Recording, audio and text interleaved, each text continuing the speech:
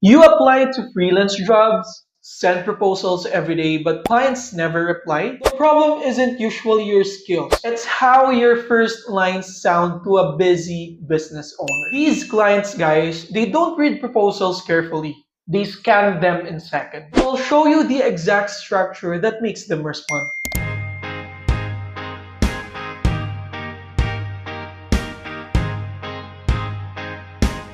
Going straight to the video, guys, etong mga client na to, nag-hire sila ng virtual assistants kasi they want less workload, less explanation, and less risk. They're actually not hiring talent, but they're hiring a relief. So now, I will show you some examples of bad parts of a proposal and let's convert them into good ones. The first part of your proposal is the opening line.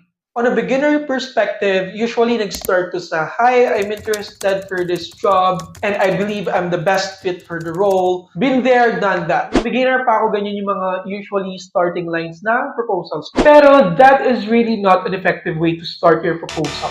A bad proposal talks about you and yourself. But a good one talks about the client's situation. So, ganito yung gawin nyo, guys. For example, for an admin assistant role, we can start the proposal by saying, "Hi, I saw you're looking for help managing emails, calendar, and other admin tasks."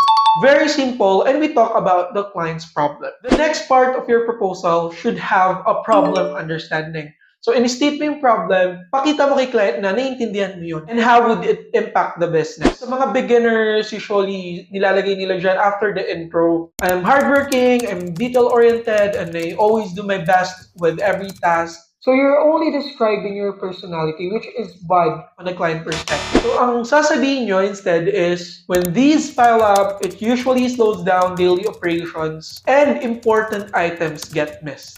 Yun yung nagiging impact ng problem na yun. And client will be confident kasi naiintindihan nyo ano yung problem and ano yung magiging impact sa business nila. So far, kung ito yung mga ginagawa nyo, yung attention ni client nandun pa rin sa proposal niyo. Itong next part, guys, don't skip kasi ito, isa to sa mga importanteng part ng proposal. And this would be the solution statement. On a beginner's perspective, ang usually mga sasabihin natin dito is, I can do data entry, email management, researching, scheduling, and other admin tasks. Ang dating kay client, you're only listing down your skills. But you're not providing any solution. So a better way to approach this is to specifically explain to the client how would you resolve their problem. Bakit, guys? Kasi it would remove the workload. Feel ni client na dahil dun sa sinabi mo, ma-remove yung workload na yun, then they would reply to that proposal. So instead of listing down your skills, you can say like, I can organize this by setting up a simple workflow, and then be specific, mag-cite ka ng examples. For example, creating folders, filters, and scheduling process. So things are handled consistently without any extra effort from you.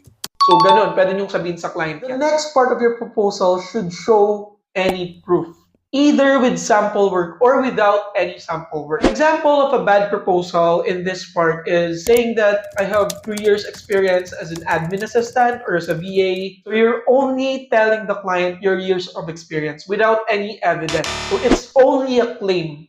The client wouldn't believe right away. So instead of that, provide evidence to the client. Pwede mong sabihin na, I recently helped a client clean up their inbox and scheduling process, which reduced the time they spent checking emails every day.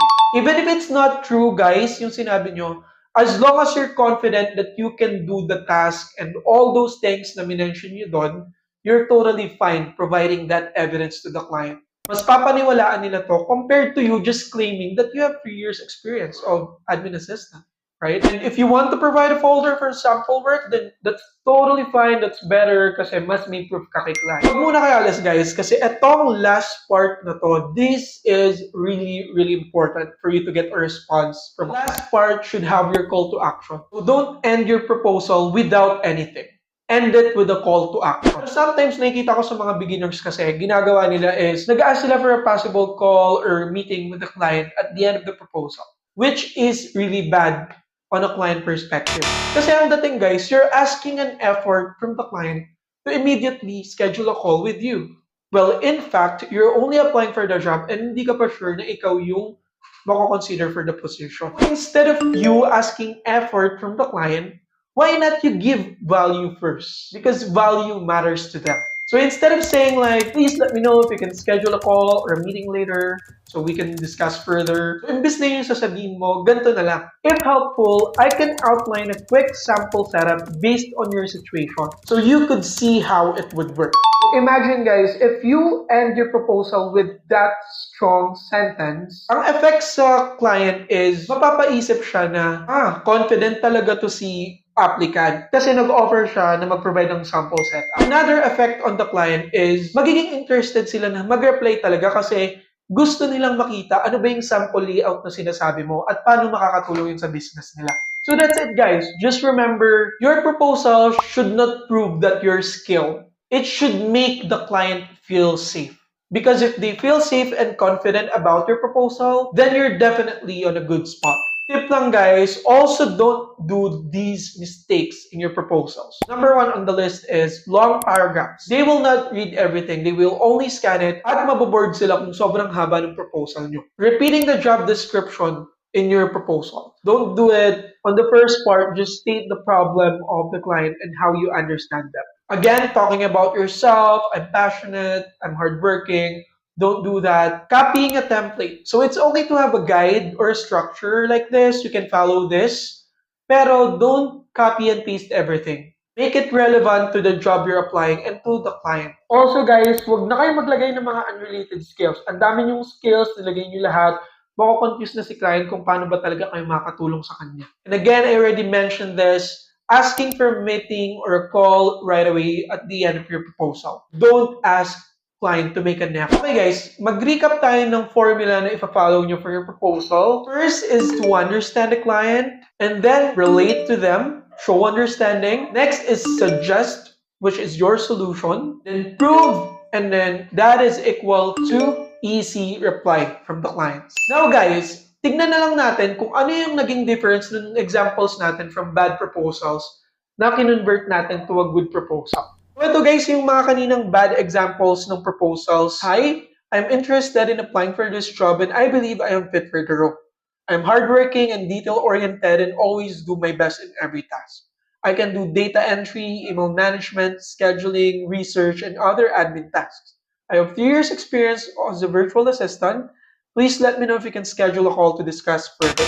So now, tignan natin kung ano yung naging dating niya nung in-improve na natin siya. Hi, I saw you're looking for help managing your emails and calendar.